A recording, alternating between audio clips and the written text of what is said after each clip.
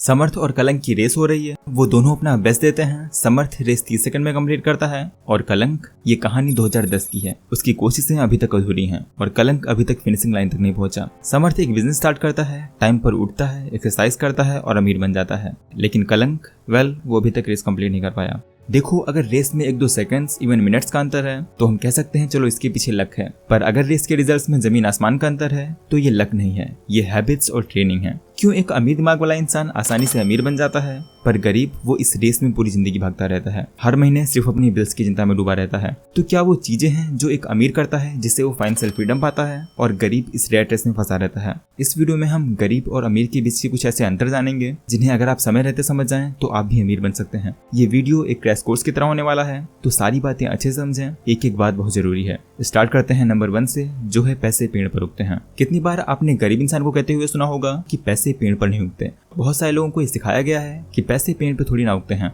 पर अगर तुम ऐसा ही सोचते रहे तो पूरी जिंदगी गरीब ही रहोगे। पूरी जिंदगी टाइम को पैसों के लिए बदलकर जिंदगी नहीं बितानी चाहिए। इसीलिए प्लांट करो ट्रीज जो तुम्हें पैसे देंगे जब तुम वहां नहीं होगे। एक ट्री प्लांट करना कोई मामूली बात नहीं है। वो अच्छी जमीन पे होना चाहिए जो न्यूट्रिएंट से भरपूर हो और फिर उसकी केयर भी करनी पड़ेगी, पानी भी देना पड़ेगा। ये नहीं कि आज लगाया और कल सेब मिल गया। कुछ ट्रीज तो लिटरली 10, 20 या 30 साल में ग्रो करते हैं, लेकिन एक बार ग्रो हो जाए तो मिनिमम एफर्ट्स में भी फल देते हैं। सेम लॉजिक पैसों पर भी अप्लाई होता है। एक बार आपने सॉलिड बिजनेस सेटअप कर लिया या फिर इन्वेस्टमेंट किया तो वो चलता रहेगा, आप वहाँ हो या ना हो। क्योंकि सोचो, बुढ़ापे में या जब आप बीमार हो जाओगे तो काम कर पाओगे? शायद नहीं।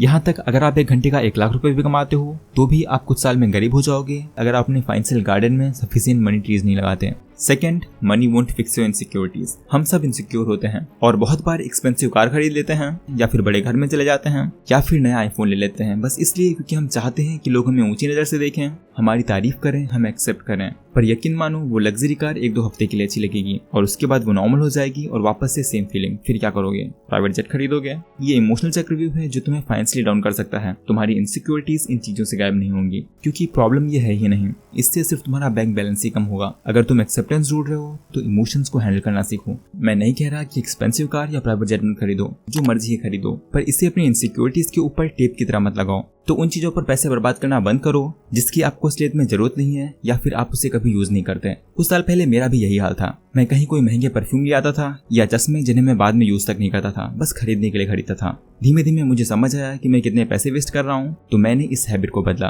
तो आप भी घर पे जाके देखो कितनी चीजें हैं जो आप यूज नहीं करते, जैसे बुक्स हो, कपड़े, शूज या डेकोरेशन, और इसमें आपकी मोबाइल और केबल प्लान नहीं है। क्योंकि मैं जानता हूँ कई लोग हैं जो कभी टीवी नहीं देखते लेकिन फुल चैनल पैकेज के पैसे भरते हैं, और कुछ लोग हैं जो घर और ऑफिस में वाईफाई होने के बावजूद भी मोबाइल डेटा के पैसे भरते हैं। तो सबसे पहले एक लिस्ट बनाओ उन चीजों की जो आपके पास हैं लेकिन आप उन्हें यूज नहीं कर रहे हैं, और फिर डिसाइड करो कि उनका क्या करना है। मैं आपको 3 ऑप्शन देता हूँ। पहला, उन चीजों को किसी नीडी पर्सन को दे दो जो उन्हें पाकर खुश हो जाएगा। दूसरा, उन्हें बेच दो। और तीसरा, जो सर्विसेज आप यूज नहीं कर रहे उसे कैंसिल कर दो। और इसके आगे का क्या प्लान है? देखो, मैं जब कुछ खरीदता हूँ तो एक रूल को फॉलो करता हूँ। जो भी मैं खरीद रहा हूँ वो इन तीनों में से एक तो होना चाहिए, यूजफुल, नेसेसरी या ब्यूटीफुल। अगर कोई चीज ब्यूटीफुल है तो वो इतनी ब्यूटीफुल होनी चाहिए कि आपके मूड पर इफेक्ट डाले, जैसे गौतम बुद्ध की पेंटिंग या कोई दूसरी चीज। अगर कोई चीज नेसेसरी है जैसे कि खाना या आपके जॉब के लिए कोई जरूरी इक्विपमेंट, तो वो भी ठीक है। और यूजफुल चीजें वो तो नेसेसरी के साथ ही चलती हैं। जैसे मैं हर दिन बनाना प्रोटीन शेक या सीड्स पीता हूँ, तो एक जूसर या मिक्सर का होना मेरे लिए यूजफुल है। तो महंगी कार खरीदने से पहले सोचो इसका क्या काम है, क्या कोई दूसरी कार है जो सेम कंफर्ट के साथ ही काम कर सकती है? अगर है तो उसे खरीदो। या अगर आपको दिन में बस 1 घंटे यूट्यूब पर वीडियोस देखनी है,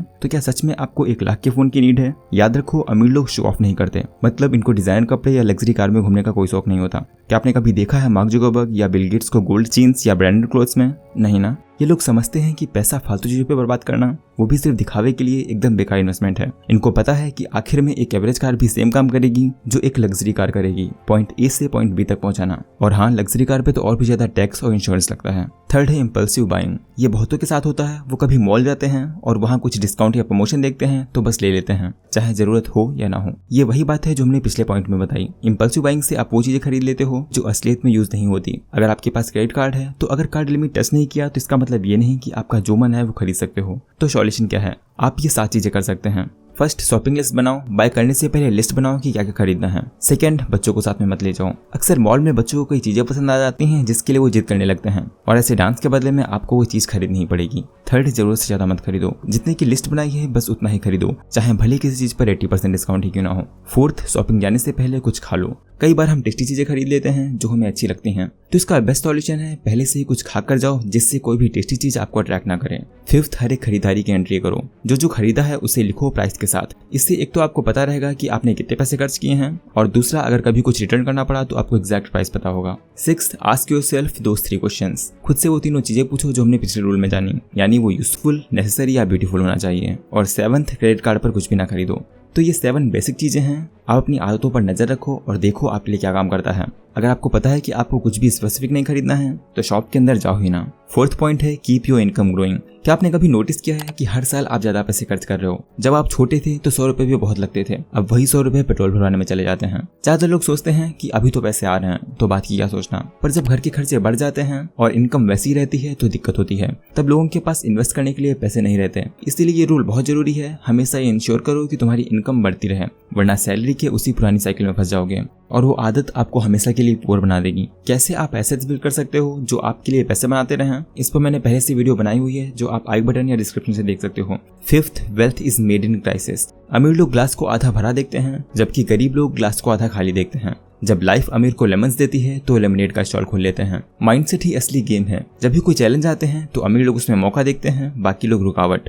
मान लो कोई रिस्की बिजनेस वेंचर है, अमीर लोग इवैल्यूएट करेंगे, कैलकुलेट करेंगे और अगर सही लगा तो बिना सोचे उस पर काम करेंगे। क्या आपको पता है इसी माइंडसेट से सबसे बड़ी वेल्थ बनती है सबसे बड़ी क्राइसिस में। याद है 2019 या 2008 की फाइनेंशियल क्राइसिस?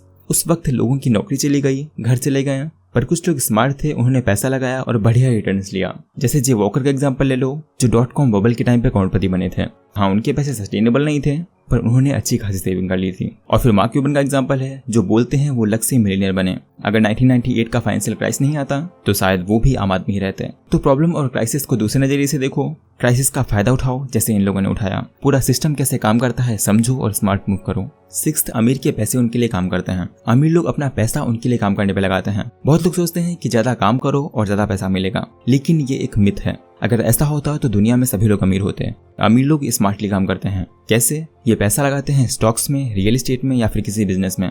इन लोगों के पैसे ऑटोमेटिकली आते रहते हैं, चाहे वो सो रहे हों या हॉलीडेज पे हों। इन लोगों को पैसे से पैसा बनाना आता है। अब मान लो ये कोई प्रॉपर्टी खरीदते हैं, उसको रेंट पर देते हैं जिससे हर महीने एक फिक्स इनकम आती है बिना कुछ किए, या फिर किसी को हायर करते हैं कुछ काम करने के लिए, उससे काम कराते हैं और उन्हें इनकम मिलती है। बॉटम लाइन ये है, अमीर लोग रीइन्वेस्ट करते हैं, बचत करते हैं। क्यों? क्योंकि जो पैसा बैंक में पड़ा रहता है वो तो बस पड़ा रहता है, उसका कोई भी फायदा नहीं। और तो और इन्फ्लेशन के चक्कर में उसकी वैल्यू कम होती जाती है। तो पैसे को बैंक में मत रखो। आप बैंक में पड़े पैसों से कैसे इनकम बना सकते हैं या कैसे उन्हें अच्छी जगह पे रख सकते हैं, इस पर मैंने पहले से वीडियो बनाई हुई है जो आपको डिस्क्रिप्शन में मिल जाएगी। सेवंथ, पैसे टाइम के साथ बढ़ते हैं। पैसा समय के साथ बढ़ता है, ना कि रात को सोए सुबह उठे और आप मिलियनियर बन गए। इसमें टाइम और पेशेंस चाहिए। इसमें कंपाउंड इंटरेस्ट का बहुत बड़ा रोल है। ये आपको धीमे धीमे अमीर बना सकता है। मान लो आपने सिर्फ 16,000 रुपए यानी एक एवरेज स्मार्टफोन के बराबर इन्वेस्ट किया और उसे छोड़ दिया, तो पता है 100 साल बाद वो 16,000 रुपए कितने बन जाएंगे? 133 करोड़ रुपए। आपके पोता पोती तो आपको भगवान मानेंगे। तो क्या सीखा इससे? जितना जल्दी शुरू करो उतना अच्छा। वॉरेन बफेट ने अपना पहला $1 बिलियन कमाने में 55 साल लगाए और नेक्स्ट बिलियन सिर्फ 3 साल में कमाया। कैसे? कंपाउंड इंटरेस्ट की ताकत से। लोग इन्वेस्टमेंट की जगह ट्रेडिंग करते हैं, यानी आज खरीदा और कुछ मिनट्स, घंटे या दिन में बेच दिया। पर स्टॉक मार्केट ट्रेडिंग के लिए नहीं बना। समझाता हूँ। स्टॉक मार्केट क्या है? कई बिजनेस का ग्रुप जिन्हें पैसे चाहिए और बदले में वो आपको अपने बिजनेस का कुछ हिस्सा देते हैं। अब सोचो आपका एक बिजनेस है ABC लिमिटेड के नाम से और आपको अपना बिजनेस ग्रो करने के लिए पैसे चाहिए। आप एक इन्वेस्टर से पैसे लेते हो, उसे अपनी कंपनी में हिस्सेदारी देते हो। अगले ही घंटे इन्वेस्टर कॉल करता है और बोलता है बताओ कंपनी कितना ऊपर गई, मुझे पैसे निकालने हैं। ऐसे ही ट्रेडिंग काम करती है। स्टॉक एक बिजनेस का हिस्सा है और बिजनेस एक घंटे में ग्रो नहीं होते। हाँ, थोड़ा ऊपर नीचे जाता रहेगा पर यह प्रेडिक्टेबल नहीं है। असली पैसा लॉन्ग टर्म में ही बनता है, क्योंकि कंपनी उस इन्वेस्ट किए हुए पैसे को यूज करेगी और ग्रो करेगी। तो लॉन्ग टर्म असली गेम खेलो। अगर आपको इन्वेस्टमेंट का कोई नॉलेज नहीं है फिर भी आप कंपाउंड इंटरेस्ट का फायदा उठा सकते हैं। मैंने इसे अपनी पावर ऑफ कंपाउंडिंग की वीडियो में अच्छे से समझाया है, जिसे आप राइट में क्लिक करके देख सकते हैं। या अगर आपको कई इनकम स्ट्रीम बनानी है या जानना है बैंक में रखे पैसे के साथ क्या करें, तो ये वीडियोस भी आपको डिस्क्रिप्शन में मिल जाएंगी, जहां से आप इन्हें देख सकते हैं। तो उम्मीद है आपको वीडियो पसंद आई होगी। अगर ऐसा है तो चैनल को सब्सक्राइब करके बेल नोटिफिकेशन ऑन कर दें, जिससे आपको सारी वीडियो टाइम पर मिले। तो आज के लिए बस इतना ही। Thanks for watching.